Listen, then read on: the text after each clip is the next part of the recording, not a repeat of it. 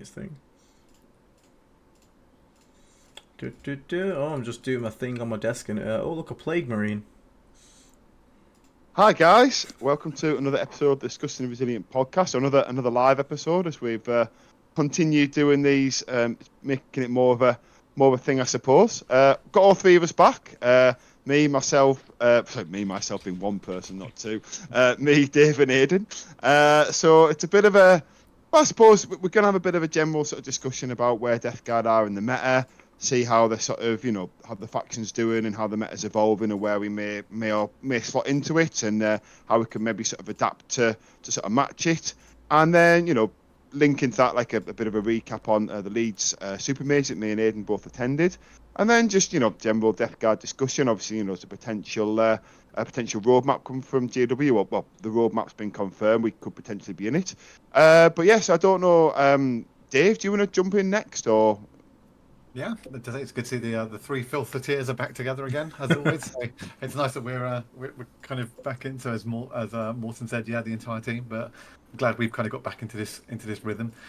We were just talking before we went live that this might be a bit more of a kind of a therapy session than just any particular subject. So yeah, looking forward to kind of getting into this one, particularly as I wasn't at Leeds, and to hear what you guys thought of what was going on, what you saw on other tables, what the mixes of armies were like, etc. I think that'll be good to chat about. So what do you think, Aiden? What's the how's your week? I am here to attend my therapy session. As we'll get into, we'll call this a therapy session, but I'm here in attendance. Hello to everyone in the chat as well. Thank you for tuning in. I can subscribe. Sorry, I just have that cough still. Subscribe. Yeah, it sticks around. It's hard to get rid of. But, look what I accidentally typed in the chat. Oh, no. Will, I hope your dog is doing well, my friend. I'm sorry that you can't make it to watch live because you got to go to the vet. I hope he's okay or she's okay. Because I love doggos. Evening, gents. Sad to inform you I lost to Talon's Custodes on Sunday. Out, kick him, gone. Lost to Custodes, out the room, banned. What you mean is you let the Custodes win because you felt bad for them. Yeah, just retype that. Say what you meant was you gave them an easy chance because you felt bad for the person. Yeah, Sam's in the chat as well, who was also at Leeds playing as Death Guard, and he's saying his number one tip for Death Guard is don't play into sisters. Sam unfortunately was on stream versus Jack Tithe as well, who won the entire thing. Yeah. So not just any sisters player, like one of the best ones, and I think Sam would describe that as an experience. And you still put up an alright score though, Sam. Like for how horribly oppressive that is. So well done, and well done for playing on stream. Yeah, exactly, and also for keeping your composure, because it can feel rough. You can definitely feel like you had no chance, but you kept it together. You had a fun bet with it, so yeah, it was good to see you there. For number one tip was play War Dogs. Well, we're going to touch on that one. Don't worry, because that's definitely another topic for this. We're going to get into there. But yeah, I suppose, where do you want to start? Should we talk about Leeds to start with? I don't know if you're going to do one of your recap videos, Aiden. I don't know for this one. Well, what we could do is why don't in the space of 5 minutes we each try and summarise our own tournament and see how that goes. Do you want to go first in, or should we build up to the suspense? We'll build up the suspense. Right. Okay. So I went 3-2. I'll do mine really quickly. First gentleman I played was a guy called Alex Walker, who is one of the nicest guys I know. Me and him started going to tournaments together at the same time. We didn't really know anyone when we did, and then lunchtime, one of them, we sort of realised everyone else was talking to people apart from us, and we were like, do you know anyone? No. And then we kind of set up a bit of a friendship, sort of bumped into each other every other tournament, it seemed. And this was only the second time I ever played him. First time was like about 4 years ago. So it was really great playing him. He played Thousand Suns, bit of like the sort of Knights version of Magnus, the Mutalith Warp Beast, 3 of them, and then 2 Forge Fiends. I went into it kind of feeling like it was probably a losing matchup for me. But with Alex being someone that I speak to, we had a bit of WhatsApp chat and things. We made it a really fun game, and I lost by only a few points, not loads, but it was a great game. Loved it. And that's one of these things. Sometimes Warhammer doesn't have to be about winning to have fun. I think it's a really good thing to remember. Great social interaction, and afterwards I was really content with how the game had unfolded. Next game was a frustrating one. Just very, very quickly, I just want to say hello to Bob Leponge, who's in chat. The reason I'm calling him out is he's one of the French team. members. Ooh. So he's been talking to me a lot at the moment about certain lists that went to War Masters, how the French team played it. So I'd like to get Bob on at some point as well.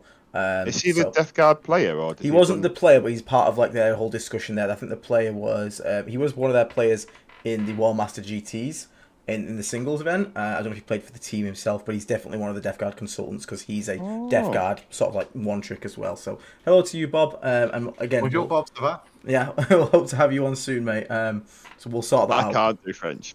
But yeah, just say bonjour. Bonjour.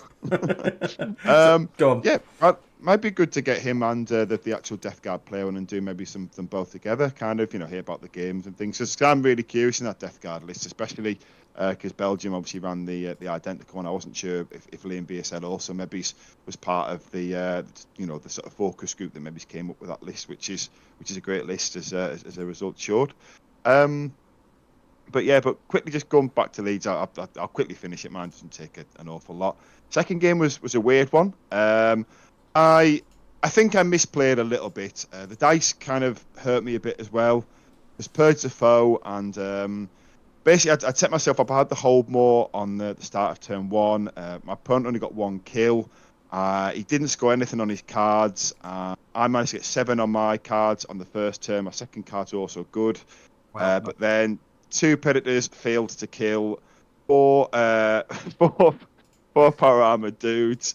And then I lost didn't get the kill. He got the kill and kill more. Back in the game, I think I also had I think I might have had no prisoners or something. Anyway, and then he brought his Hell Blasters in. He rapid ingressed them, and his Hell Blaster squad ate 600 and worked it. I think with 660 points in my army in 1 round. He shot them at how many shot? What he shot them? Oh, that was it. He killed a War Dog. He did a really weird split fire, which I'm still not sure if it was a good idea, but he killed a full bracket Predator to the wounds with like 3 of them. I couldn't believe that. I thought it was really split. then he overcharged. On his overcharge, he rolled 4 1s. So he killed 4 of his guys. So he shot on death into a full wound bloat drone and killed the full wound bloat drone. Yeah, and so at this point, this squad, which was down to 6 guys at this point, had killed a War Dog, a Predator, and a bloat drone, all full bracket. But I mean, I was thinking maybe that's right. They're probably quite a good squad. So I brought my Plague Marine squad out, and I don't know why I did this now. I shot them with my Plague Marine squad. They shot back at the Plague Marine squad, picked up the full characters. And then on the other side of the board, my other 10-man Plague Marine squad charged Manius Cowguard and his attack squad, killed them apart from Manius Cowguard. They fought on death. Manius Cowguard killed all of them as well. And at this point, this is only turn 2, by the way. Wow. At this point, I was basically just playing with dust and was pretty much tabled by turn 3. I managed to make it relatively respectable, but I was very angry with the world, myself, and dice. But the gentleman I played was so sound. He was one of the nicest guys. So, fair play to him, dice happen. I think I did make a mistake. I could have just pushed the bloat drone out and screened out the Hell Blasters, but hey-ho. Then I played Imperial Knights, which is a tough matchup for the current version of Lift I'm running, because I can't compete in the primaries well. Put out some Plague Marines. I swapped loads of Plague Marines to bloat drones, basically, for the people who know what my list normally had been. But he kind of pushed... did a bit of damage. I was able to get a good trade on Canis Rex for a War Dog. That Canis Rex came out and charged. Then I took Canis Rex out with another War Dog because, yes, that was a good trade. And then his Lancer picked up pretty much a full squad of Plague Marines. But then I was able to sort of focus it down. And then, the game was mine after a bit of pushing. But he was a lovely player as well. Amazing bloke. Next day I had Tyranids, which I won. Yep. He was down in the game and he pulled out a secret mission, but he try to do a secret mission in turn 4. He took the one, he basically moved all his infantry in my deployment zone turn 4, but I was able just to pick it up. So that was, I think maybe it's a bit of player error on his part. Yeah. But apart from that, it was a really close game though. It was really kind of like trading. He was edging out of it, and then I think he just pushed a turn too early.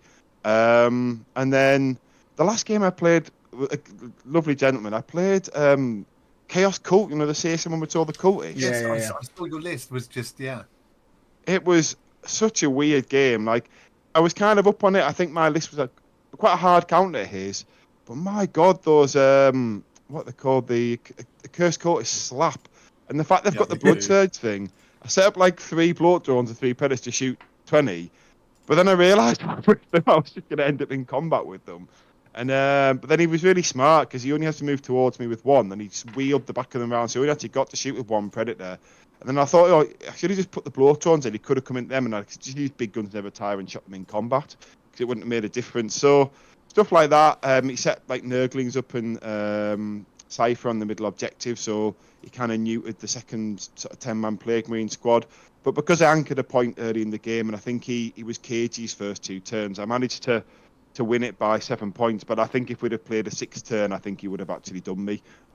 He was on my home field objective at that point, and so it was just an early lead that I got and was able to hang on to, just skin of my teeth. But again, that was my result. So 3-2. A very average 3-2. It was very middle of the pack. It wasn't high scoring games, but it was fun. A great time, 5 great opponents, and that was Leeds in a nutshell. So I don't know. I was going to say, I think, which was really important, is that I know I've done that when I've gone to tournament, and I've first day's gone, the first 2 games have just been terrible, or you feel like right, this is on a really bad, and you have to just kind of center yourself on that 3rd game, on the last game of the day, and then actually go back into the 2nd day and be like, right, I'm going for the 3-2 now. That's reset what I'm going for. I've lost the first 2. That's been done. And like you said, if you've had good opponents as well, that kind of helps that process go through. So yeah, I was watching both of you guys from BCP on refresh towards the end of the games to see how they were going. So yeah, I was super pleased for you that you stepped into that and just did it. Oh, I mean, I actually, what you said there is 100%. But I actually find at that point it's better to switch off and be like, it's just a game. It's better to have fun interactions and not get stressed about the 3-2 or a 2-2 or a 2-3. Because I think at that point sometimes you make more mistakes because you're focusing too hard. And also I think you can be a bit of not the best opponent. In my second game, I felt I could feel the tilt coming, but I was fighting hard not to just get really angry, and because it wasn't his fault. You know what I mean? I've been on the other side of that where someone's dice or the game's just sort of gone away from my opponent just through some dice or some sort of interactions, and and they've got really upset, and I've been a bit like, well, it's not my fault, the dice are dice. So it was one of them ones. I was working hard to do that. I don't know if I've fully achieved it, because I think I might have to effing and jeffing towards the end of it, but yeah. But go on then, Aiden, come on. I don't know, do I need to pull out the world's smallest violin? Or So before we get there, firstly, thank you again to Bugget for showing 9 months of membership. That's insane. That's almost from day one of us being able to make members a thing. So thank you so much, Bugget, for your continued support. And then following that up, we've got Christopher Latta with 10 gifted Disgustingly Resilient podcast memberships. One of them went to Death Guard Dave, so I feel like we've robbed him of one there. But Dave did gift one last week, so therefore, he gifted a few actually. So therefore, it swings and roundabouts popped out. Thank you so much, mate. We really appreciate it. Thank you so much. And for those that have just been gifted a membership, do check out our community tab on our YouTube. There's a link to join our Discord. You can get involved in there. There's been a lot of bullying me today, calling me a little bitch, calling me like all sorts of things, like Till Aiden and stuff like that. So it's been quite funny. But it's all in good jest. So yeah, feel free to join the Discord on there. You can get involved in all the good stuff. Thank you so much, Christopher, there. Yeah, and if you have been given a membership there, please drop Christopher a thank you in the chat. No, and thank you again to Nat for gifting one more to round us out. It's been a good one.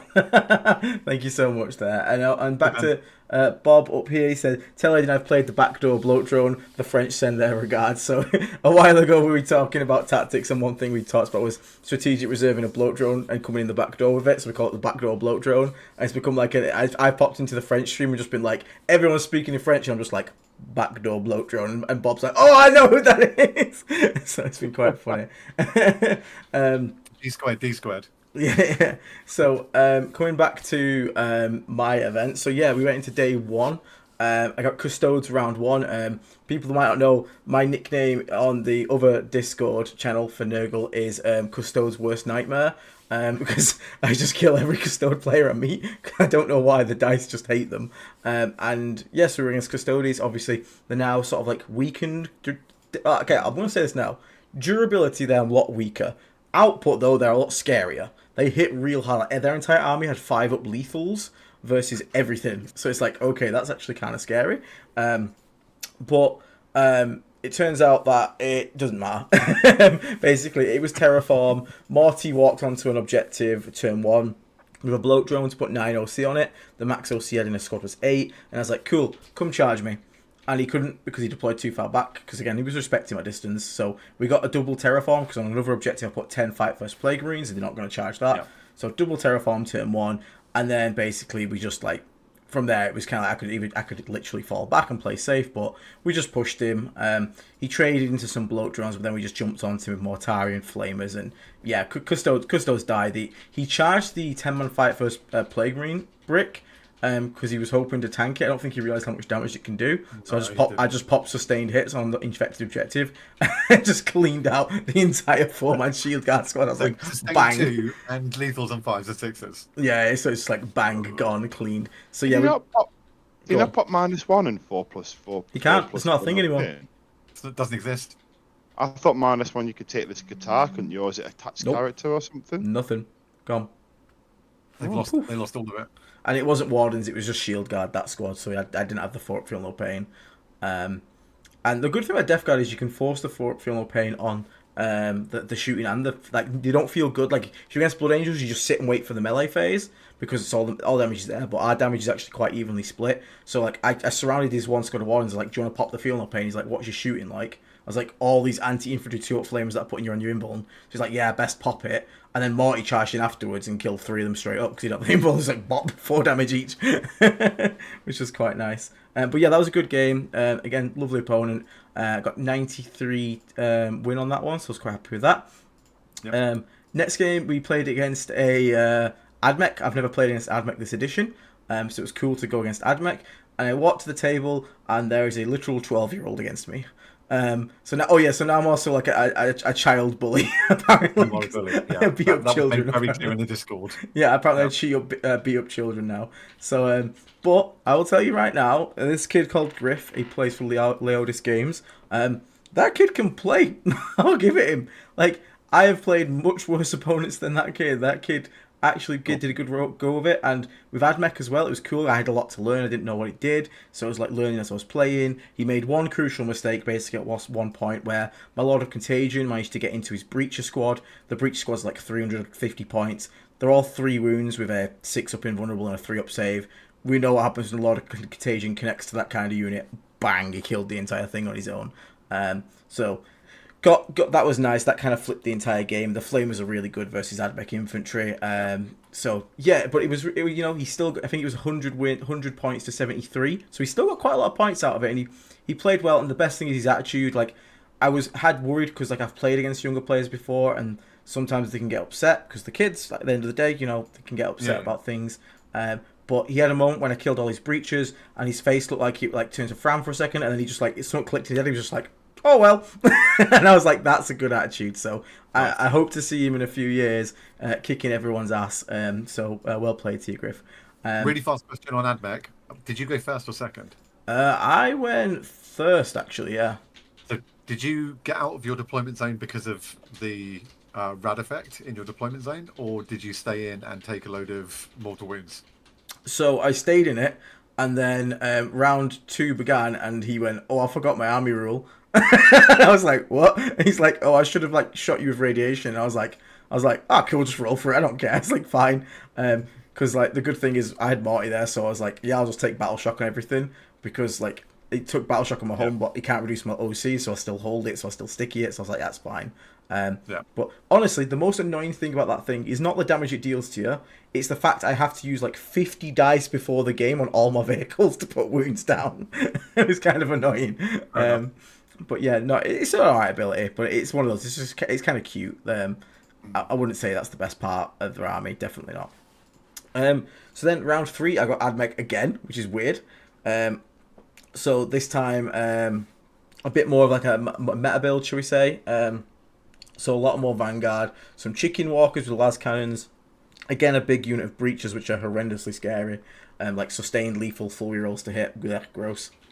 8-3-3 as well on the profile, which is nasty. 6 shots per guy through rapid fire. Yeah, it's real scary. But that one went. I got first turn again. I think I got first turn. Oh no, I got second on that one.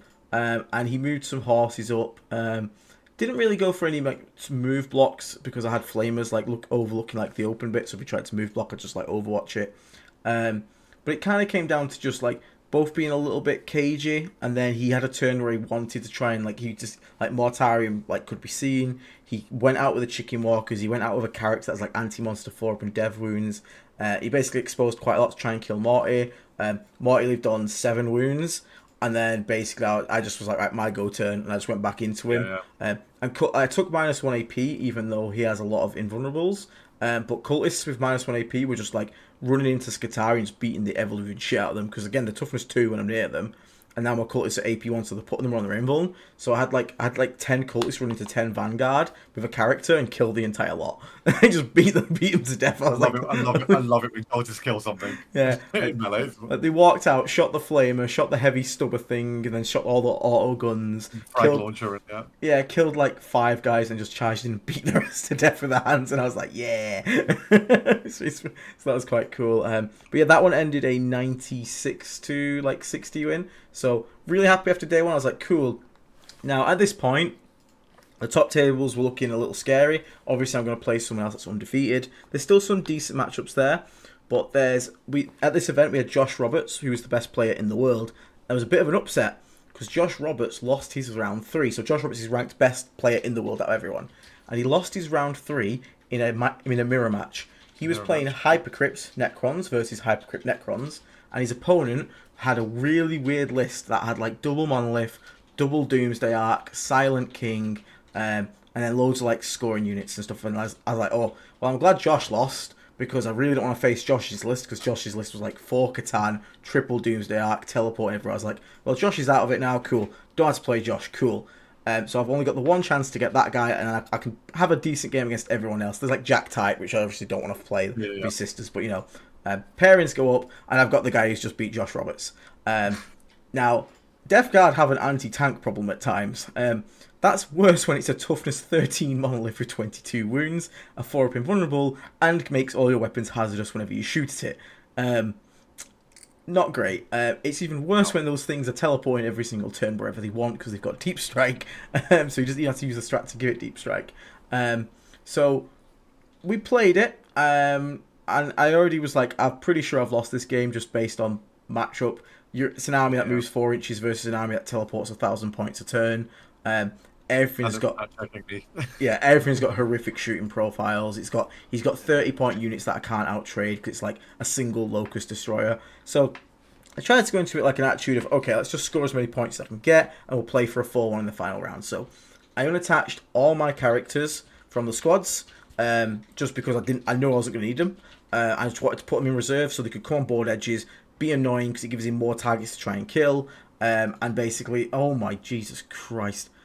Oh, Mortari's Muffin Company. Mortari's Muffin Company coming with the 20 gifted memberships, you absolute madman. The Muffin Man truly have delivered this time. Thank you so much. Thank you. Thank you so much, dude. Jesus Christ. You mad lad. Cool. He just pops out the blue and he's like, here, have muffins. Thank you so much, mate. Membership muffins all around. Membership muffins all around. Damn, dude. Thank you so much. But yeah, so we attached all the characters from the squads to just so we could put them in strategic reserve and just trying to maximise secondaries. That was my entire goal. I decided not to poke the bear because at the start of the game he was like, how are you feeling about the matchup? And I was like, I'll be honest, I don't think I win this. So he said, why not? I said, because you're going to put a monolith on the middle objective, you're going to put a monolith on that objective, and I'm never going to touch your home objective, and it's burden of trust, so you could just sit there and go burden. I'm never killing them. Yeah. I can't win.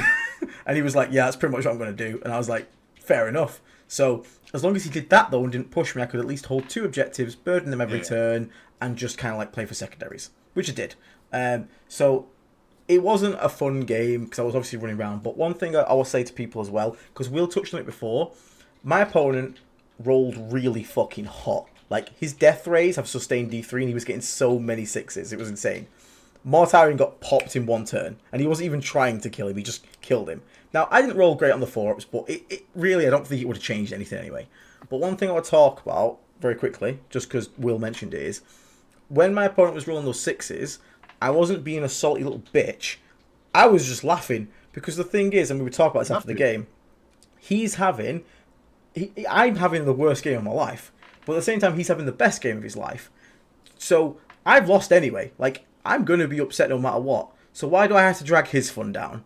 So I just laughed and cheered him on as his death race obliterated everything in my army, because why not? He's having a fun time. Don't like I don't want people saying sorry for rolling well against me. Do you know what I mean? Like, the dice are dice, mate. Like, it is what it is. So I was laughing with him. Like, at one point he shot 2 doomsday. He lined up 2 doomsday arcs, 2 monoliths to shoot a bloat drone, and he was like, "Do you want to pick it up?" I was like, "No, roll your death race because it's funny." And he rolled them and got 3 6s, and I was like, I was like, knew it. And he did like 22 damage to it and blew it up, which was funny. But I was just trying to, again, be that good opponent and have like a laugh, because that's the main thing. Again, you can always be a good opponent, even if you can't win the game. You can be a fun and enjoyable opponent. So that was okay. It happened. I was like, okay, we'll play for the 5. We'll play for the 4 and 1. We got like 86 points out of it on a loss. He got 100, but hell yeah, 86 points on a loss, banging. Well, super happy with that. But then. Pairings go up for round 5. Who do I get? Josh Roberts. Out of everyone I could have got, there's about 80 people that were like 40, 50 people that were like 3-1, and you could have paired me into, and instead out of all of them I got Josh Roberts. On the last round, just to add, because people might not know, the last round isn't actually random. You play the person next to you in the. So what you're telling me is I should have got beaten harder. If you threw the game against, it's Danny Everson you played, wasn't it? If you threw that, you wouldn't have played Josh. There you go. So you've become a victim of your own success. Oh no, because I was the highest pointed 3 and 2 at the end of the event, and so me and Josh at that point must have both been the highest pointed 3 and 1s, which is because we both had like 100, like 90 something, and then an 80 something. So basically, me and Josh were like, look, we know how this game goes. Josh isn't stupid. He's like, yeah, this is a horrendous matchup for Death Guard, and I was like, yeah, this isn't great. So. We set up the table. We set it up early because we got back after lunch early, because we were just like, he kind of was like, maybe we can try and make this quick and go home early. And he got second turn, which is not good because that means he can deep strike turn 1, because he can pick up at the end of my turn. So my turn 1, I just pushed some cultists out, did some little things, and basically there was no way I could hide Morty's wings on this deployment. I mean, from a normal enemy I could, but from a guy who can deep strike anywhere I can't. No. So. He picks up a Doomsday Arc, he deep strikes it in his first turn, and he goes to shoot Morty, and he gets 7 shots. They all hit, they all wound, and I fail 6 of the invulnerables, and Morty dies. So it happens. Like, again, I think it's inconsequential. It shouldn't happen. Like, odds say it doesn't, but again, I already know the writing on the wall this game, but it's even worse now because I've got 4 Catan that I can't ignore the half damage on. So I just look at Josh and go, I have literally just played this game, and even though I had fun and was enjoying myself with Danny, I didn't have a fun game. Do you know what I mean? It wasn't. I had no say in the game. So I just said to Josh, look, I'm just going to draw 2 cards a turn. I'm going to see what I can score, because I've done the same thing. Everything's in reserves that I can, all my characters are unattached. I was like, I'm going to score what I can. I'll move around real quickly. I'm just going to pass it. I'm not going to bother shooting. Unless this card requires me to shoot, I'm not going to bother shooting. There's no point. I am not killing anything. It's all Catans and Doomsday, so I'm all going to heal. Because the game's over and I can't win. I know I can't. He's going to teleport away next turn, other side of the board, and I'll never catch him. So it is what it is. And I said to him, look, you just point your guns at somewhere. As long as you point at least 2 Doomsday Arcs at a vehicle, I'll just pick it up. Because it's dead. Like, it doesn't really matter. So I picked it up, was doing that, and we got through the game in like 30 minutes flat. Because I didn't really want to play it, I'll be honest with you. Because I just played against it. It's not a fun game in that regard. But at the same time, we did play it out. It's just like, again, I'd be like, okay, he's going to come in from reserves and do that. He'll run out and score that. Cool. If I can't score it, and it wasn't like, oh, do you mind letting me score? No, it's just like, yep, can't score that. I spent all my command points to redraw if I needed to. I think I spent like 4 CP just to redraw, to be like, yep, can score that. And I managed to get like, I think it was like 82 I got in the end against it. Yeah, so I was like happy and he got 100, but it kind of sucked. It wasn't a fun day 2 for me because I got 2 matchups I genuinely felt like I had no chance at winning. I didn't really get to play any games. I just kind of like got stomped a lot. And again, I wasn't bitter at the table, but obviously in my head I was like, out of every single person here I got these 2. Like, come on, like, so yeah. There were some other bad matchups in. For sure. Like, I don't want to get jacked either or anything like that. I think is. Well, Andy QC was also there. Andy, there was a lot of hypercrypt from the top. Down, which is the topic I want to get onto in a second, really. Yeah, I was going to say, Oh, just it links nicely to the main topic of the episode. It does, exactly. The fact that there was a few big nasties still kicking around. Yeah. So I mean, talking, about the wider meta, not sort of gunning down on specific players. I mean, obviously, so we've got.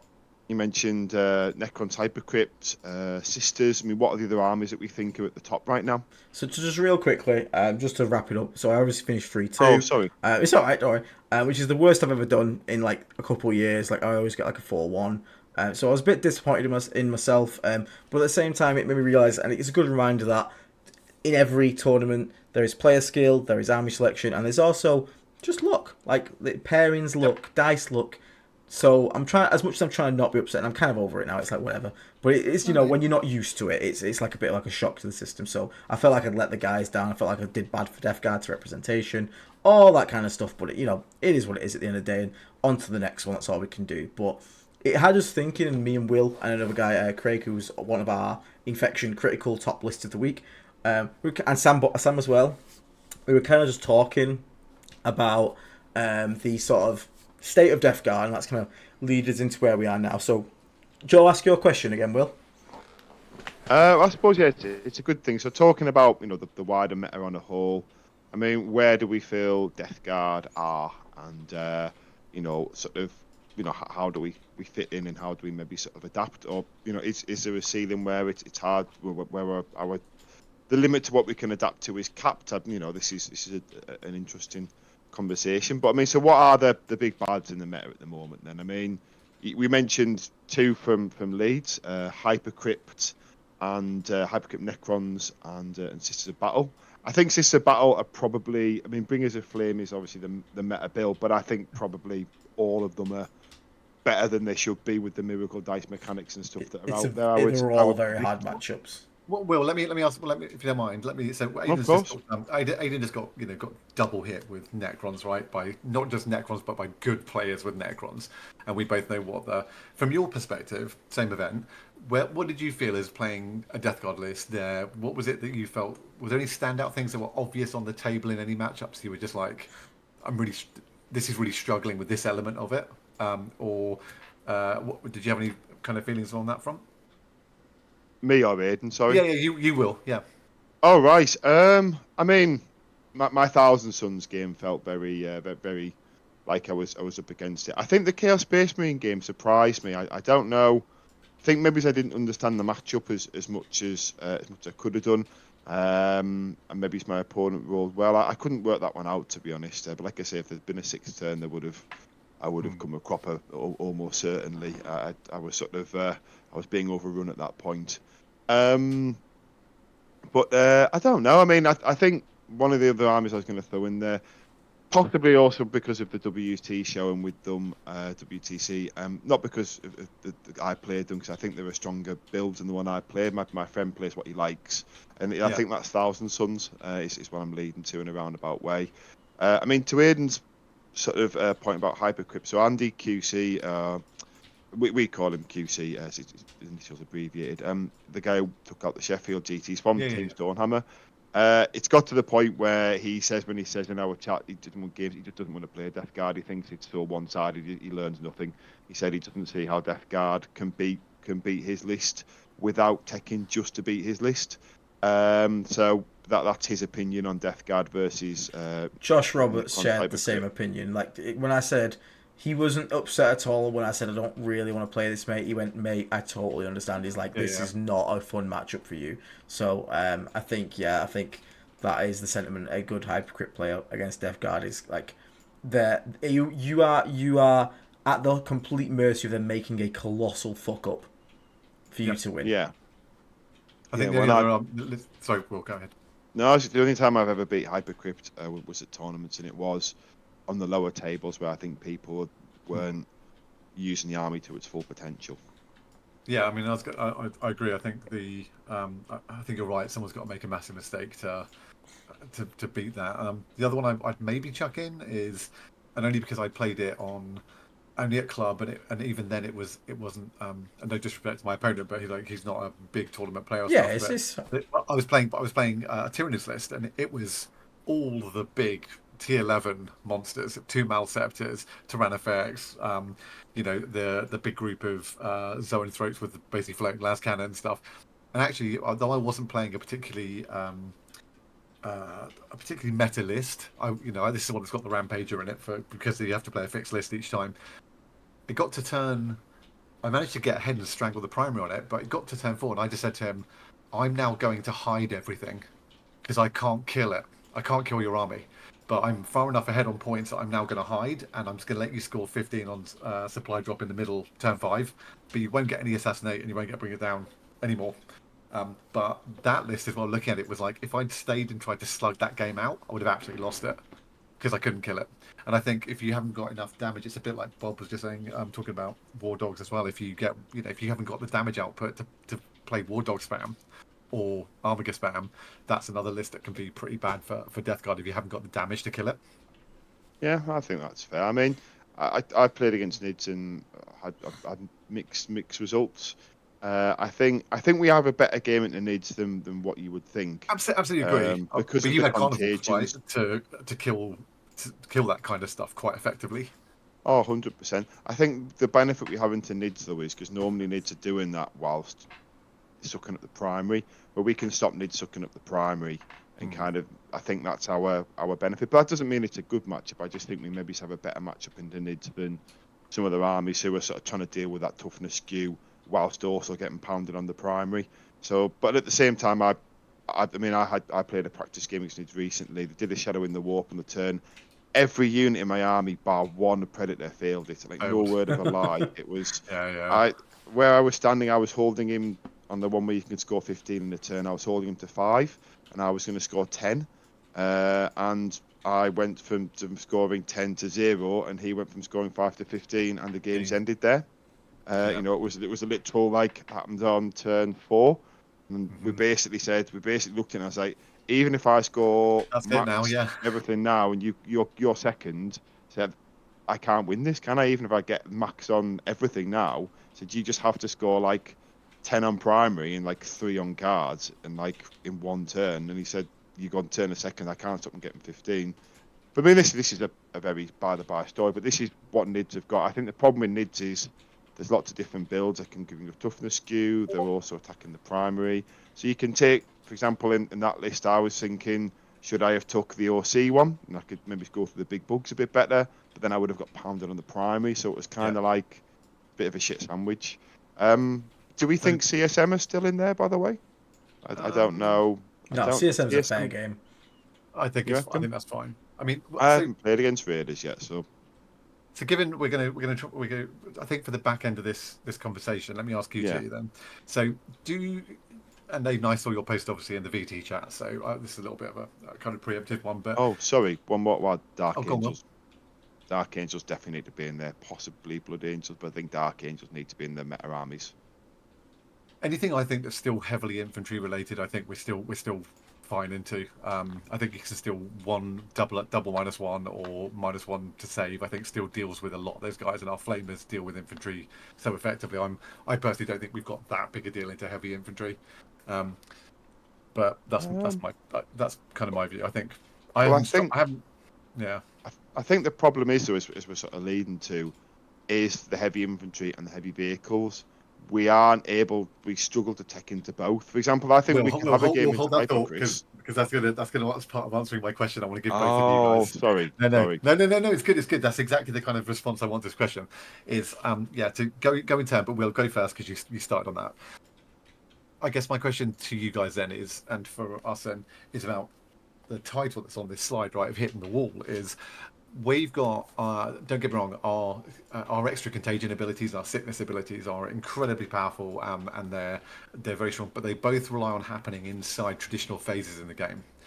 Do you think that where we're starting to kind of hit this wall is because of armies that have the abilities that enact and happen outside of those traditional phases that are happening in the kind of command periods, or are things that just disrupt those traditional phases in a row? And what's your kind of thoughts on that? Or is it down to kind of types of models in armies? So, Will, you started. So, do you want to go first? I'll try and be quick because I think I'd already made some of my point. I know Aiden have a lot to say. I think the problem at the moment is we just think power creep's coming in, and what we need is, was actually talking about this on the car back, so this is a kind of a side point, but I'll kind of try to move back around. I think we need in the next balance status, if we don't get a codex announced coming soon, what Tyrannid's got. I think we just need a... Oh no. Keep the points the same, Mortarian. Just go back, like, you froze up on my thing, just go back like 5-10 seconds. Yeah. Oh, sorry. So basically, I was just saying, I think for Death Guard, I think we, in the next balance data slate, we could get a little quality of life change. Same as Nid's got. Nid's being a great example from Dave. For example, there's 2 changes that Games Workshop could make that I think would just level us up exponentially. Mortarian, you got just 2 attacks, kept the same points, everything else the same, 2 attacks, and then equate that over to the sweep, however it works out. And then his attacks as well, actually, if they made them either flat 3 plus D3 or D6 plus 2, so we can punch through vehicles with him, and he's a lot more sort of output like Magnus and like his brothers, basically. Then PBCs, toughness 11, so they're like they're basically they go into a different bracket. Maybe it's not T12, and then the entry cannons become las cannons. Same las cannon profile, but with lethal hits on 6s, and then it could keep 180 points, in my opinion, at that. Those 2 changes. If they made them a little quality of life change, I think that keeps us up with where we're going a bit more, because I think a lot of armies have got codexes now, and I think things like Nids are getting little quality of life changes. The Arcanes are the books that were below us are now creeping above.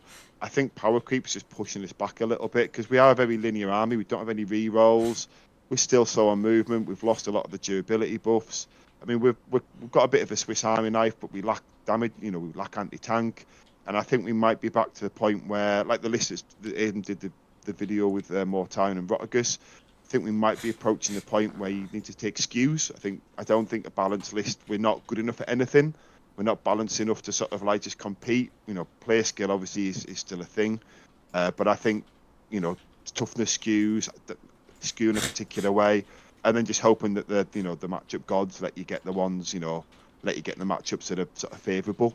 But that's where I think Death Guard might be falling, because as you say, I think it's hard to sort of to skew into dealing with hypercrypt, but then you can't deal with infantry. So maybe you go, well, okay, I'm going to skew to smash infantry and accept that if I draw hypercrypt, it's a rough day in the office. You could go the other way, but I think the other way is probably the wrong one, because I think it's more of infantry builds than heavy builds that we can't deal with. But I mean, obviously we'll let Aiden sort of come back. But I mean, before Aiden comes back to put his, what are your thoughts on it, Dave? Because I know you've also got some personal opinions. Yeah, no, I think those are all really really good points, Will. And I think for me, and I'll just be really quick so Aiden can jump in on it. Is it's when I talk about the kind of out of phase stuff, is we have no uppy downy, we've got no lone operator, we've got no vect. We can't vect. We've got we have to play very much within the lines.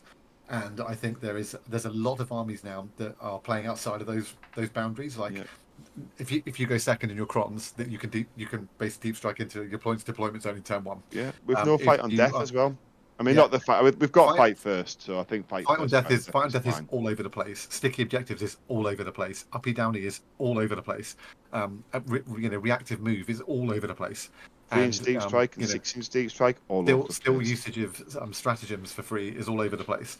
And I think there's all these things that happen in the non-traditional, like I said, the lines of the court are in so many other armies, and that's really where I see my answer very quickly to hitting the wall kind of is. But Aiden, please take it away. Yeah, so I'll caveat this quickly. I just want to caveat because we have viewers of all different skill levels and play styles. If you are a casual player at your local club, Death Guard are fine. Death Guard are fine. They are more than fine. If you like going to events just to have fun and have some good games, Death Guard are fine. 100%. You were not at the state we were at the start of the edition where everything's nightmare difficulty. So just want to clarify that. The feeling I'm getting at the moment from playing is you win some games and you hit this wall, so they'll call it the Death Guard wall, and it's the limit where you hit the armies that are extremely well. And that, unfortunately, at the moment, the armies that are the top dogs are some of our worst matchups as well, which does not help, admittedly. Like Sisters, Hypercrypt, it's just not great for us. Now, that being said, the one benefit I got from finishing my 5th game in about 20 minutes was I got to go and watch the other games. And when you actually see all the stuff that those other armies can do and all the actions, like not even like the high up armies. I was watching Tau versus Votan. A Tau player moved a Devilfish to an objective. So he was clearly trying to disembark his breaches onto the objective to OC flip it. The Votan player saw him trying to do that, used the reactive move on his Jaegers to literally line the wall so he couldn't disembark out. So then he couldn't flip the objective. And it's little things like that. And then Sisters and Necrons can all take it to sort of like a different level of like, being able to do shenanigans like that. So I've always said I'm a toolbox player. We have like, like Don Houston's a big skew player, things like that. And you two guys obviously play your own styles. And I like toolboxes. But at the moment, the Death Guard toolbox is like a hammer. Just hammers. And like, and a spanner. And then you've got some armies over here with like a 50-layered toolbox of everything they need for every scenario. And it's becoming hard to keep up with those armies. Because, like, for example, like Sisters have a Dominion squad. They put it out and you're like, cool, I want to go charge that. And you go, okay, well, I can't move within 9 of it. Because if I move within 9 of it, it's got a reactive move. But not only that, it's got a reactive move next to an immolator, which means once it finishes its reactive move, it can then embark in the immolator. So now I can't even shoot it to death. And now the immolator was actually even further back. So now they've reactive moved back into an immolator, embarked within 3 of the immolators. So now my charge isn't even possible. My guys are stood in the open and I die. Can they overwatch before they get in as well? Yes. That's just a curse. So they can overwatch. Yes. And then get the other. Flipping hell. Like I played Sisters twice. And it was rough games, but that never came up. But it just occurred to me is that an interaction. That interaction is just prime example what we're talking about. How it's oppressive compared to the rules that we've got.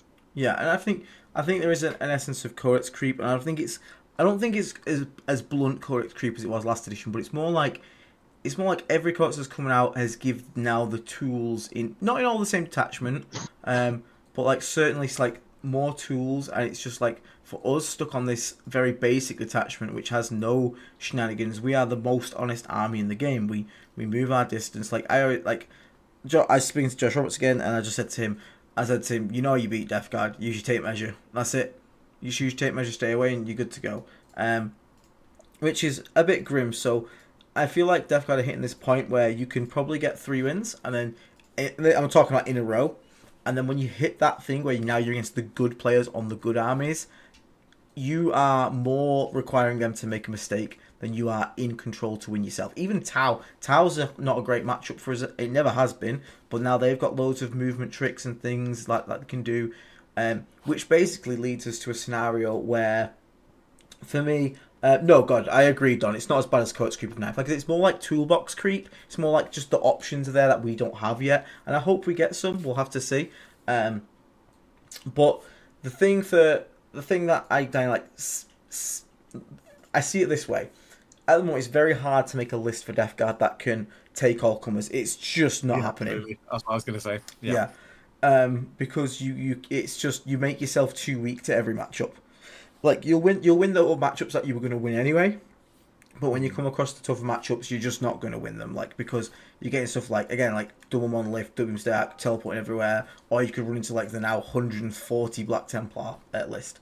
So we're kind of back, and the French leading it kind of at WTC. You saw their list, which was like just double 10-man fight versus Plague Marine Bricks, 3 Plague Burst Crawls, 3 Bloat Drones, 2 Brigands. That's it, and just basically slam it in someone's face. You just do it in waves. You go, here's the Bloat Drones, here's the PBCs. When they react to that, Plague Marines and Brigands come out.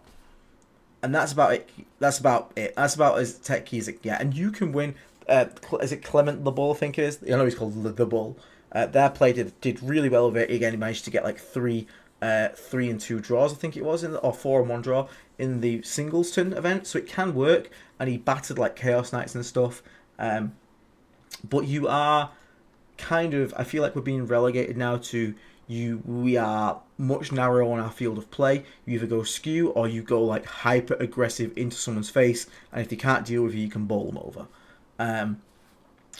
But I don't think we play the same game everyone else does, where it's like, tricksy little things and like, I'm going to reactive move and move block you here, I'm going to do this here. I think we literally just get our biggest sledgehammer we can out, run at someone, and we either make it or we don't. Death Guard French list smash the Black Templars list during trainings, because in that list he's got plague as all his plague scrolls, because why take the weak las cannons, because you're going to lose the anti-tank match anyway. You might as well just go heavy anti-infantry and run at people. So I can see that. And another thing I've kind of come to realization of is that I don't think Death Guard pure works anymore at the high tables. I think War Dogs are no longer an option. I think if you want to do well with Death Guard, or at least like compete the best you can, War Dogs are required, because they just give us stuff that our army just doesn't have. You can't do all the indirect shenanigans that I used to do before, which like forces bad trade, forces them to come to you because the indirect is now unreliable. It's still a good tool, but it's just not as reliable as I need it to be to make those kind of gameplay.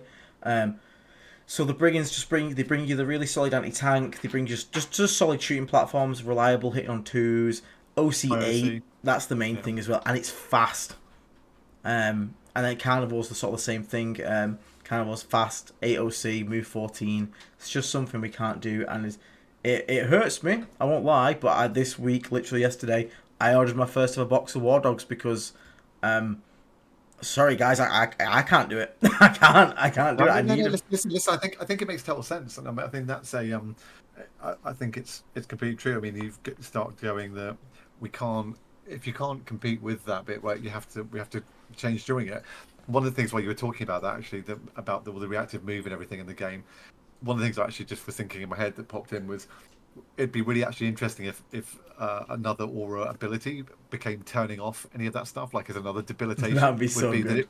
That it slowed people, it stopped them being able to reactive move, stopped them being able to get away. That kind of thing potentially might be a route we might see, who knows. And I just dropped in the chat, I also rebuilt for the first time in about a year and a half my complete car park tank list again, which was 6 Predators, 2 Land Raiders, and like Mortarion and some Cultists, because then I've got loads of stuff to shoot infantry, loads of stuff to shoot vehicles, things to ignore damage, but that's not a real Death Guard list either. I was speaking to Epsy, who played for Team Ireland at WTC. Now, Epsy has played Death Guard in the past. He was playing Thousand Suns recently, but the reason he decided not to take the Death Guard is because he said he's got too many bad matchups now, which I agree with. But also, and this is more of a teams thing rather than a singles. But Death Guard can't even, like, the sticky rule that we have actually backfires on you in teams, because apparently in WTC it was actually secret missions came into play a lot more, and that's what we predicted for like denying points. Death Guard can't choose to manipulate the primary, because if you sticky it, you can't walk off it, and you can't just like not take intercessors, like Marines just don't take the unit stickies. Our entire army stickies. So basically there was matchups where they wanted to go for a secret mission, their opponent knew that's how they win the game or get back into it or deny them points, but they can't because their opponent just stayed below them until third turns happened and then took them over, because you can't walk off an objective. So it's like even the sticky objective is backfiring on us at this point. Yeah. And sticky's also just extremely weak as well. The fact it's now just turned off whenever someone out sees you, like at the end of the charge phase, you don't even get your sustain 2. I hate that change so much. It was also completely unnecessary. Because if anything's still there, it still flips at the end of the turn. Well, it did. Yeah. Then. Whereas now we just don't get to use our. I haven't pulled off the enhanced stratagem stuff in like a while. Now we spoke to Josh at the event because there was a bit of confusion about it. Because apparently there's been a change to it again. And Josh was like, no, you do get to sticky it at the end of every phase now. And myself, Craig, and Sammy were like, whoa, okay, we've missed this. This is actually a huge buff for Death Guard. And then... But he says in the command phase, yeah. But that was how I thought. But then obviously Josh Roberts tells me that, and he confirmed, and like the judges say, go ask Josh. I'm like, okay, cool. I guess we've been playing it wrong this entire time. To which then Sam came over to me about 30 minutes later and was like, yeah, Josh just got it wrong. It's like, it happens. He's human like everyone else. It is how you thought it was. Yeah, it is how you thought it was. I was like, shit. I was like, okay, fair enough, mate. Craig in the chat, Craig Bedford, he was one of the Death Guard players that went 4-1 recently at GT, and he took Death Guard to Leeds with us. He was there as well. He went 4-1 at Leeds. His last match was a mirror though, and even he admits that. So one Death Guard had to go 4-1. But even even he agrees that some matchups are just unwinnable, and he even Sam, I believe, said that even Craig's debating whether he wants to take Death Guard to his next event, because no one wants to feel like you go to an event and your win can be decided because you lost the climbs up on pairings, and that's kind of how it feels now. I'll be taking him regardless because so will I. Yeah, it's us. But I totally understand people wanting to move off it. But should we? Because all of that is, I think, it's totally fair. Just in interest of probably doing another 15 minutes or so, I think it's important to say that for what we've done a lot of talking there. Like Aiden, you said it yourself like 10 minutes ago. Is talking about more the competitive scene. Oh yeah, well, I'm talking like you want to be like the top cut. The top tables. Yeah. I mean, I think it's definitely still important to tell not to tell the community, but I suppose to remind everyone that you can still have a huge amount of fun with this army, right? And it still is like don't burn your collection, don't finish this call and go and clean out your cabinet. Like I shan't be setting fire to my collection, I can tell you that. But go on, Will. No, I think because you said is it Craig in the chat? I've never but hi Craig, but like I really like Craig's list. Like hi Craig. Like I was saying, I'm kind of annoyed that I didn't think of Rotigus and Mortarion first. He's signature source now, but I mean.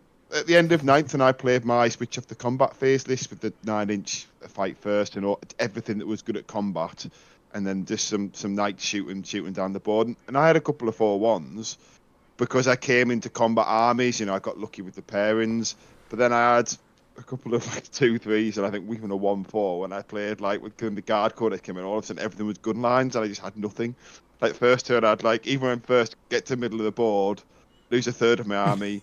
Second turn, lose another third of my army. Third turn, I make combat where the one guy who just falls into a tank. Dies to Overwatch. But what I mean by that is sometimes if you're willing to take that, because it's fun to run big smashy monsters. I think Craig's list is. There's also lists that just can't deal with that.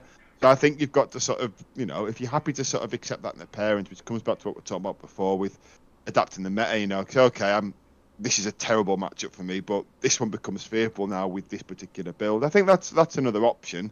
But I understand for people who balance kind of toolboxy list, I think Death Guard are, definitely sort of like the ceilings. We're showing our age. Ceiling's a lot lower than it is for other armies. Yeah, we're definitely showing our age, from coming index. And as Bob says in chat again, for everyone who's joined just recently, Bob was part of the French WTC team. He believes that singles Death Guard is now playing in hard mode.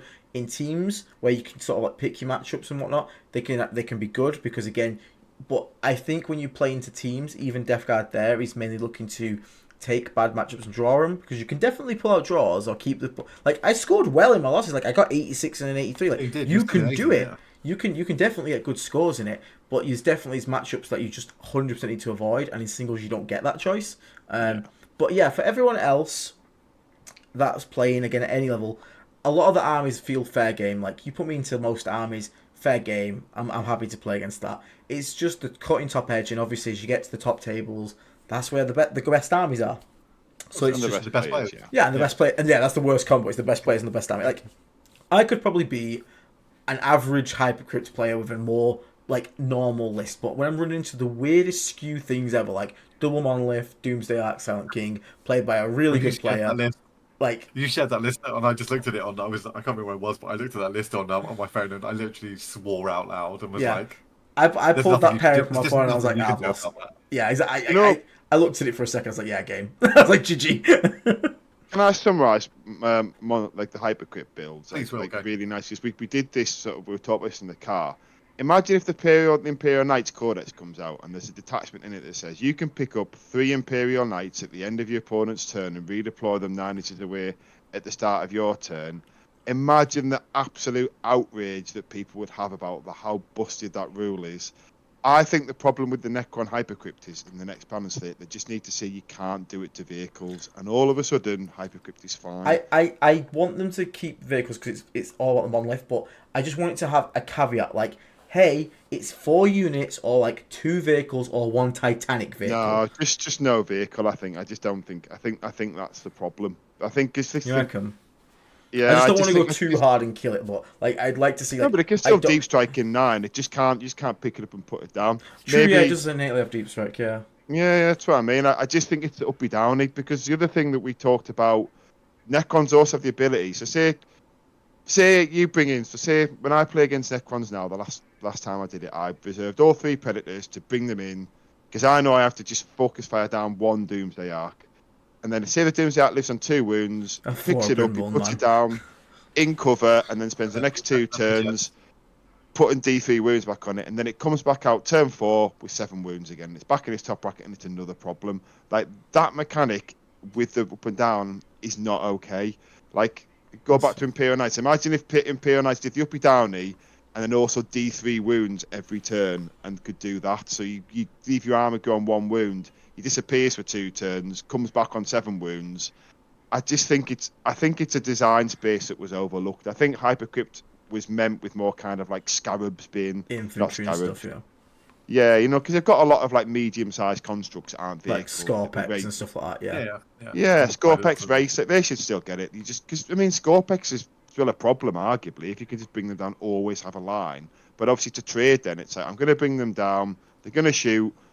Hopefully they're going to kill it, and then they'll be there because whatever. I've picked a good line, you can't respond. But like if I don't, obviously you get return fire. Whereas a monolith attack, I get to shoot, and then if you can't kill me, it's T30. Like what the fuck gonna do? Yeah. So I think that would fix Necrons for me if they just said that rule doesn't work on vehicles. One thing I just want to say very quickly as well is people listen to this, like, you're still going to see Death Guard 4-1s and maybe even a 5-0, but I think when you see it, we're going to have to look at the pairing specifically, because Dark Angels and Blood Angels are still good, and they're still quite popular, and I think we have good game into those armies. I think I'm fairly comfortable that I could beat Dark Angels, I could beat Blood Angels. It's beatable. Some things are not beatable. And I think that's the thing. The second you are taking Death Guard, especially after round 3, you are praying to your pairings god. And that's obviously not somewhere you want to be, because when you take an event to armies to singles, you want to be like, I have okay game into everything. Like, you can have bad matchups and good matchups, but I genuinely feel like right now there are genuinely like some matchups that are like, again, like Dave said, when he pulled that list, he had the same reaction I did. I can't win this. GG. Game over, son. So we'll have to see. But yeah, I don't want to make it too negative. My big takeaways from it all, though, are definitely I feel like War Dogs are mandatory now. I've picked 2 up. Gonna get them built and painted. Yeah, I think we have great melee matchups, to agree with Don Houston. I do agree with you. I still have great melee matchups. But I just really want to see us get some tools. So Codex's, roadmap, is it next week, Will? 28th, I think. Yeah, so I'm super looking forward to that. And I'd really, really hope that we can get some tools. Because my biggest worry is they don't like giving Death Guard movement because it's not our thematics. I get that, but we need some tools, please. Like, just let us play the same game everyone else is playing, but in a Death Guard way. So, a little, maybe a little slower here and there, but we definitely need some tools. Guys, is this Necron opinion because of our matchup, or because you really think Necron's Hypercrypt out of control in singles? Hypercrypt is just kind of busted. The problem is, Hypercrypt can be beaten by Sisters and stuff, but no one's going to sit here and say Sisters are also fine, like Sisters are also kind of stupid at the moment. But the problem is, Hypercrypt with your average player is good. Hypercrypt in the hands of the best players in the world is kind of stupid, because they are going to know everywhere to be. You don't play the movement phase, you just do what you want. You just go wherever you want, and especially against slow armies. Make it work. Yeah, Hypercrypt's strong, but it's not busted in terms of meta. I think Thousand Suns and some other armies have got quite good games into it. I don't think it's necessarily a complete, they smash them out the park. It's our particularly bad. Yeah, it's very, very bad for us. I do think it needs a nerf. Other armies, you're right. Other armies definitely can play into it. I think it needs a nerf though, still, because I still don't like the fact that you can, again, there is no distinction between picking up 4 squads of Death Marks or Immortals compared to double Monolith, Tesseract, Vault, and a fucking Silent King. One is teleporting 200 points of an army, one is teleporting 1,200 points of an army. Different. It's the big bricks, because the thing that I was trying to allude to, I think I've just realised I might have made the point very clear. We're not a mobile army, so say you line up the Monolith, really? Move it out with different fire lane. We can't correct and move to that firing lane, so the Monolith is unsafe. So it can bait you into plays and then go, haha, okay, you get shit Monolith this turn, you do 10 wounds, who cares? I'm going to do D3 back in the next 2 turns.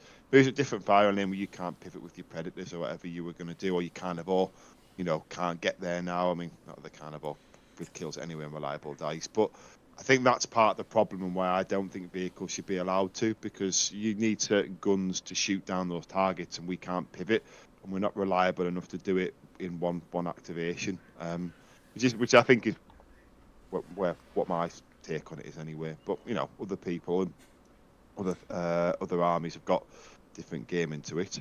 Yeah, also thank you for the $5 there, Christopher Lyle, for that question. And Bob LaPonge, thank you very much for €7. 7 is still the best number. The blessed number. Never forget the Black Dwarf Bloat Drone. Very, very, very true. I will never forget the Black Dwarf Bloat Drone. And I will still be playing Death Guard. Again, I'm not going to bitch out. I will caveat to having to bring War Dogs, because I just feel like at this point I'm being stubborn for stubborn's sake, and now it's actually like hurting my chances of doing well, and I don't want to do that.